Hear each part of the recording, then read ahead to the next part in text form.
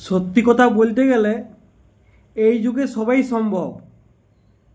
আমি তো বাপের জন্মে ভাই কোনোদিনও ট্রেনে পুলিশ এরকমভাবে মারতে আমি দেখি নাই। এই সালা নকল পুলিশও কীভাবে মানে লোকগুলাকে মারছে। হ্যাঁ, আজকে তো মনে হচ্ছে এখন পুলিশে যখন ধরা পড়িছে এরকম মায়ের চাম তুলে দেবে। তো যার কথা আমি বলছি, আমার ফেসবুকে প্রচণ্ড পরিমাণে ভাইরাল হয়ে গিয়েছে, তুমি পুলিশ হবা।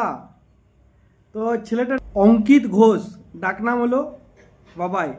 তো ফেসবুক ঘাঁটতে ঘাঁটতে আমি একটা ভিডিও পাইছি, এই ভিডিওটা একবার দেখো। সবাই তো তোমরা ফটো মোটো দেখলে, এই ভিডিওটা একবার দেখে দেখো, যদি ভালো লাগে তো বলবে কমেন্টে।